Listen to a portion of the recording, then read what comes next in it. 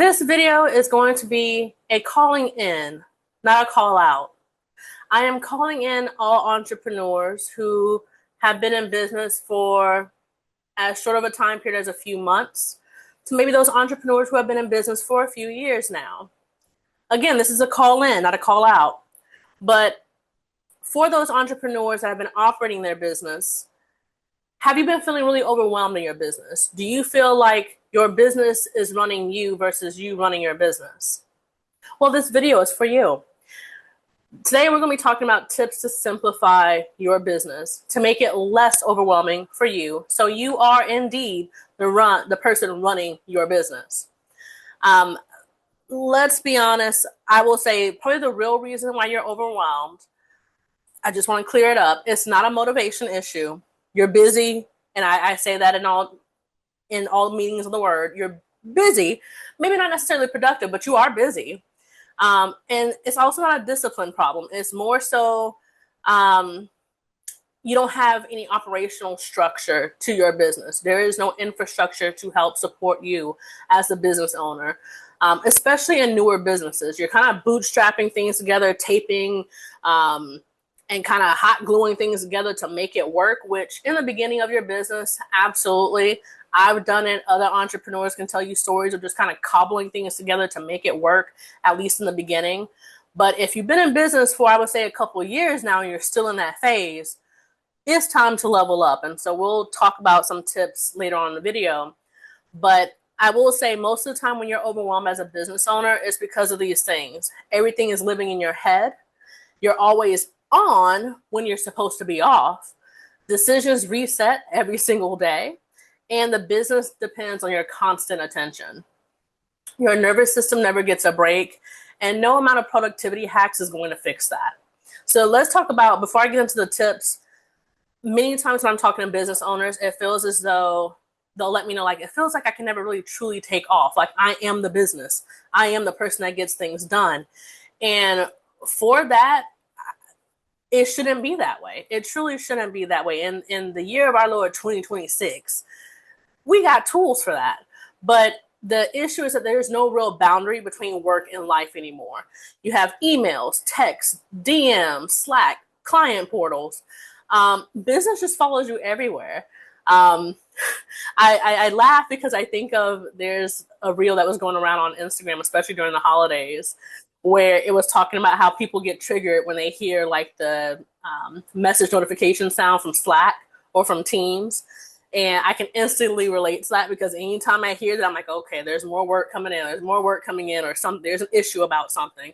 So I get it. If your phone makes your stomach drop instead of supporting your work, that's not flexibility. That's just, again, just a lack of structure, and that can be fixed. Simplifying your business also means fewer communication channels, clearer response expectations. Stop telling people that you'll respond as soon as you get the message. Sometimes it's going to take 24 to 48 hours, especially if it's a complex matter. Give yourself grace and give yourself reasonable deadlines. Also define working hours, even if you're self-employed. This is one that I see a lot of my solopreneurs and even smaller teams don't follow. They'll have hours written out on their website in their email signature, but no one follows it. So that also contributes to the reason why you feel like you're always on and can never take off, because you're not abiding by your own work hours. So do that. That's the first step to kind of alleviating the overwhelm in your business. Boundaries are a business system. It's not a personality trait. It's all about the business. Own that and go with it. Okay? So now let's get into the tips. Tip 1, simplify your offers to stabilize your income. Here's something that a lot of business owners are dealing with right now. They're busy, but financially uneasy. And what that means is money is coming in, then it slows down. There's great months followed by not so great months. Constantly adjusting instead of building the stability. That's not a hustle problem. That's just an offer design issue. When you have too many offers, too much customization, too many price points, your income just becomes really unpredictable and your energy gets drained. Simplification looks like this: fewer yet clearer offers, pricing that you don't have to explain.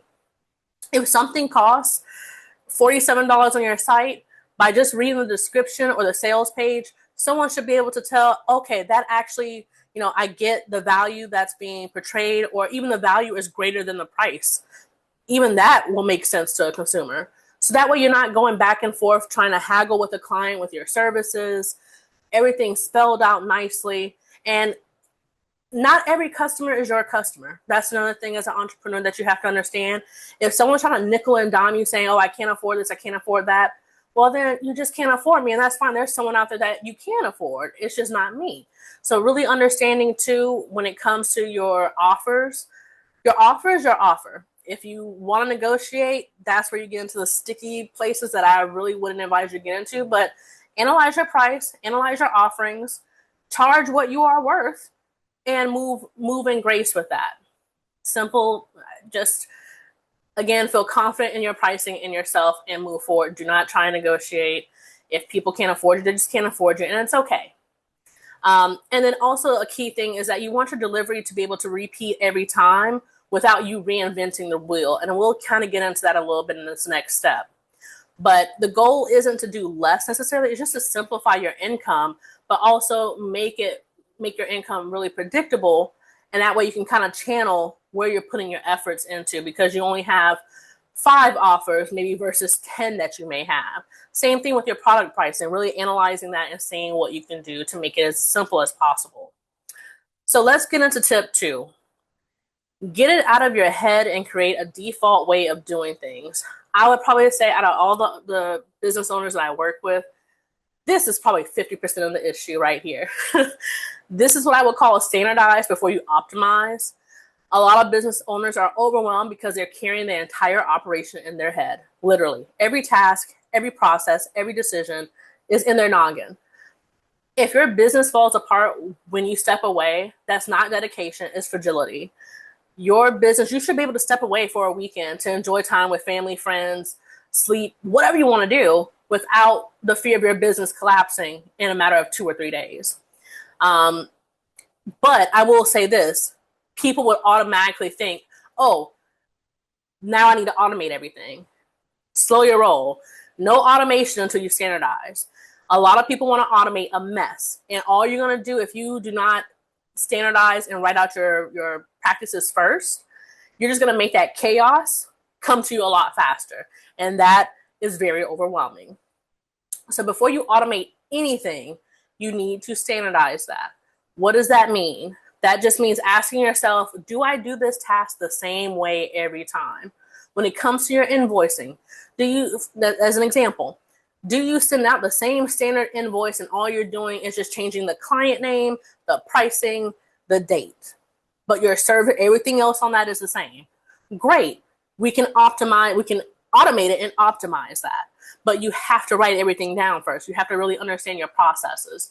When I work with my clients, onboarding them on for business optimization, the first thing I ask them is like, let's just talk about your processes. We're just talking about them.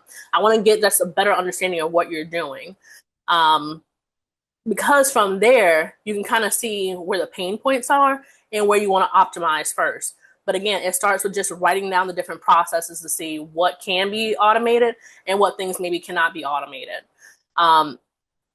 Another thing to ask yourself is, could someone else follow these steps without you explaining to them live? Is the outcome clear?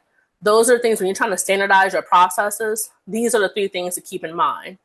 I would say the easiest places to start from, typically when I'm working with clients, is how are clients onboarded? That is really important. I work with a lot of coaches, and so we've kind of worked together to create a standardized onboarding template. Like, okay, once they pay, they get their assessment links, and then from there they book a meeting with their coach. But that took, as simple as that sounds, that took about 3 months to do, because it was really going through their process. Because again, it's all in the head. And then it's like asking the right questions to kind of tease out, okay, this is the process when this happens, when this happens, when that happens. Another easy place to start is, how are payments coming in? Are you accepting payments via Cash App, Zelle, your invoicing software, QuickBooks? How is the money coming in? Another one is, how does the work get delivered? Is that through email? Do you have a client portal? What's the process for that?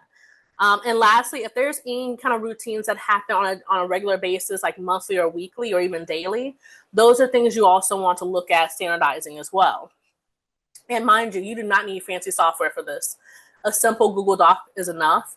I literally create a Google Doc folder or a Google Doc, a folder in Google Docs and create a document that says, hey, here's these 4 questions I want you to answer these, and then we'll talk about them, and then we'll go in and start building like a process chart just to ensure that we're not missing any steps and we have everything covered, because that's going to be so important once we go to automate something.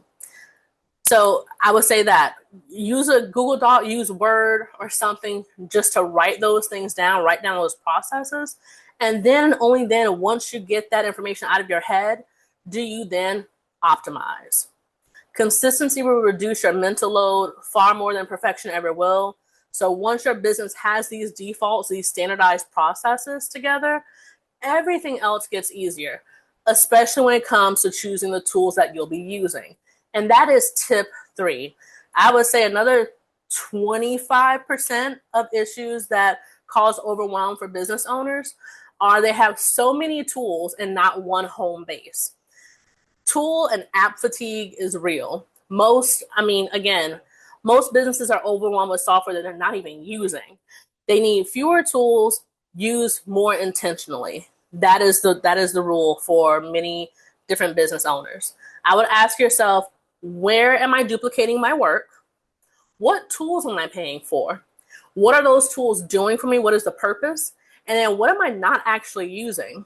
And then what platform is my true home base? When you're thinking about what you're not actually using, I remember a couple years ago, I was working with a client and he was just like, hey, Simone, I'm just going to give you my business expenses. Look at what I have here, see if there's anything that's duplicating, because my business is working, I'm making money, but it just seems clunky. So I'm trying to figure out how can I streamline this a little bit more. So I took a little look at his business finances as far as like different app subscriptions that he was having. And literally by the time we were done looking at that and figuring out what he had access to, what paid features he was paying for, we were able to save him $1,000 a month because he had 2 email marketing systems. I think once upon a time he was thinking about doing courses or hosting courses for his clients, but he ended up scrapping that idea, but he didn't cancel the subscription to the company. And then I think there was like a social media management tool or scheduler tool that he had. All these random disparate pieces of apps and technology that weren't talking together and he wasn't really utilizing to their fullest. We were able to kind of clear all that stuff out, figure out what actually would work for him based on what he was paying for already. He didn't have to pay for anything to get it all optimized and talking to one another. He just had to get rid of some things because they were conflicting with one another. So I would say, as you're going through this whole entire process, do not buy anything. Look at what your current bills are. Look at what you're currently paying for, because you probably have all the tools, you have all the pieces of the puzzle right there, and you just need to tie them all together. And when it comes to figuring out your home base, I'm going to I have a tech stack video on the way. I want to make it fancy for y'all. So I'm hoping to maybe get that out by later this week, maybe early next week. But it will talk about like your home base, like your financial home base. Is that QuickBooks? Is that PayPal? Is that Stripe? What does that look like? How does that integrate with other different pieces of the tech stack that you need to have as a business owner? So that'll be a fun video. But again, I want that to be fancy for y'all. But every extra tool that you have, every extra app that you have, it just adds more decisions to you. Decision fatigue is real. It's one of the biggest drains on your energy. Simplify your tech. You don't need a lot. Your brain will follow, and you will probably have some cost savings once you realize, oh, I've been in business for 3 years. Here's all the stuff that I started to pay for years ago, and I'm not using it. I can probably let this go, or I can just actually use what I'm paying for. Last tip 4, if you're carrying the business alone, it's too heavy. Even business owners with help, they often still feel alone. And why is that, you wonder? It's because, going back to my earlier tips, nothing was documented. Nothing is transferable. Everything still has to run through you. If someone can't step in without you explaining everything, That's not sustainable. You can't run your business like that forever. In this case, simplification means writing things down once, creating default processes, making your business easier to support. And you're not meant to be the only one holding this together. So those tips that we talked about before, the great thing about that, you can, once you have all those other steps in place, like you have standardized your process or you standardize your workflow, you built in some automation, you can bring on additional staff, contractors, staff, virtual assistants. You can have them audit the processes as they're learning. Many business owners, I think too, once they've been in business for a while, they're right on the cusp. They're right on the edge where, again, it can't just be them. It's like they're ready to have additional paid people on staff to take the business up, to scale the business. But they're reluctant to do so because, again, everything is in their head and they feel like they don't have the time or the energy to bring someone on and basically regurgitate everything that's in their head. So at least by doing all these prior steps that I mentioned before in this video, you will then be ready you can do this amazingly wonderful thing called delegating. That way you can really start living outside your business. You can really be, again, running the business instead of having the business run you.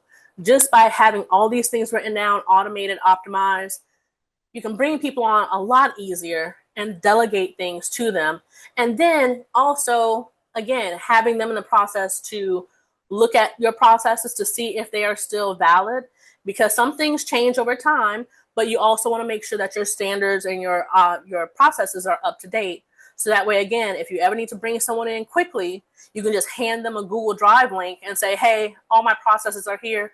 Look at them, take a look. If you have any questions, let me know. But at least that's a great place to get them started. So completing all these tips, you'll have the added benefit of scaling your business and, again, running your business rather than your business running you. But again, I also want to make mention, simplifying your business, it doesn't mean shrinking your vision. It just means building systems that support you, creating structure that holds the work that you're doing, and designing a business that doesn't rely on urgency to function. If your business feels heavier than it should at this stage in its creation, it's not a failure. It's just a signal that it's time to get your business house in order. So if you're overwhelmed and you don't know where to simplify first, that's exactly the type of work that I do. Check the description box for more information on that. But you don't need to burn it down. You just need better infrastructure, rest assured. So that's all I have for you today. Let me know your thoughts in the comments. If you're new here, welcome. If you've been here before, welcome back. My name is Moni, and I'm creating videos for those looking to redesign their lives with intention.